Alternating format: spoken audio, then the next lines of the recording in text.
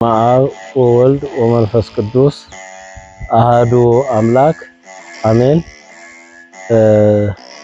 የተከበራችሁ ውድ ኦርቶዶክሳውያን ዛሬ የምንገኘው በሶማሌ ሀገረ ስብከታችን ስር ካሉት አጥቢያ ቤተክርስቲያናት በሀርቲ ሼክ ደብረ ጽባህ አቡነ አረጋዊ ቤተክርስቲያን ነው። አሁን ያለሁበት ቤተክርስቲያን በ2014 ዓመተ ምህረት መሰረት ድንጋይ ተቀምጦለት በሰኔ አካባቢ ተጀምሮ አሁን ህንጻ ቤተክርስቲያኑ ተሰርቶ ተጠናቆ አልቋል። የምረቃ ጊዜም በብፁዕ አባታችን የቡራኬው ቀን ሚያዝያ 18 2018 ዓመተ ምህረት እንዲሆን ቀጠሮ ተይዟል። በዚህ ዝግጅት ላይ ነው ያለነው። ህንጻው በእርግጥ በውስጥም በውጭም ያለው ግንባታው ተጠናቆ ለቡራኬ ተዘጋጅቷል። የቀሩት ህንጻው እንደምታዩት በረንዳው ላይ ምዕመናን አንዳንድ ጊዜ አረፍ ብለው ቅዱሳት መጻሕፍት የሚያነቡባቸው ሲያስቀድሱ ደከም ሲላቸው የሚያርፉበት ቦታ ነው። በረንዳው ፍርግርግም አልተሰራለትም። ከዚህም በላይ ደግሞ መቀመጫዎችም የሉትም። የውስጡ የቤተክርስቲያኑ እንደምታዩት ሁሌ ያው ጫማችንን አውልቀን ነው የምንገባው።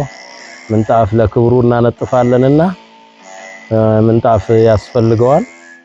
ከዚህ በተጨማሪ በቦታው ዘላቂ መንፈሳዊ አገልግሎት ለማስፈጸም እንዲመች መምህራን ቀሳውስት ያስፈልጉታል። በዚህም የተነሳ በአቅም እጥረት ጥቂት ቀሳውስትና ዲያቆናት የሚያገለግሉት ነው። ስለዚህ ይህን የመሰለ ህንጻ ቤተክርስቲያን ሰርተን ሙሉ አገልግሎትና ተተኪ ትውልድ ለማፍራት መምህራን ቀሳውስት መቀጠር አለባቸው፣ መመደብ አለባቸው።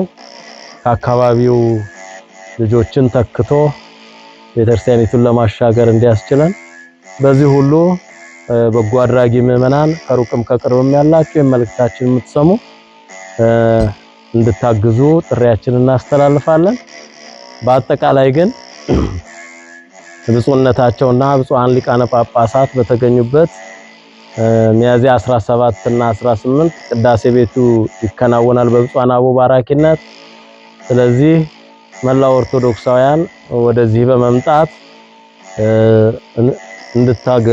እንድትገለገሉ ጥሪያችንን እናስተላልፋለን።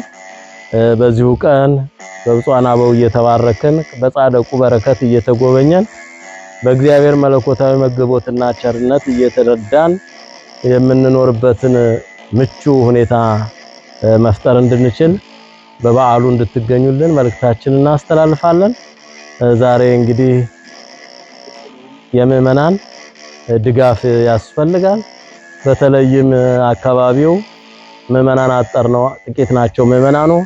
ከውጭም ከሩቅም ከቅርብም ያለነው ተጋግዘን የሰራነው ህንጻ ቤተክርስቲያን ነው እና በበዓሉ ምዕመናኑንም ለማጽናናት ከያላችሁበት እንድትመጡና እንድታከብሩ በዓሉን ምዕመናንን እንድታጽናኑ በረከት እንድታገኙ ጥሪያችንን እናስተላልፋለን።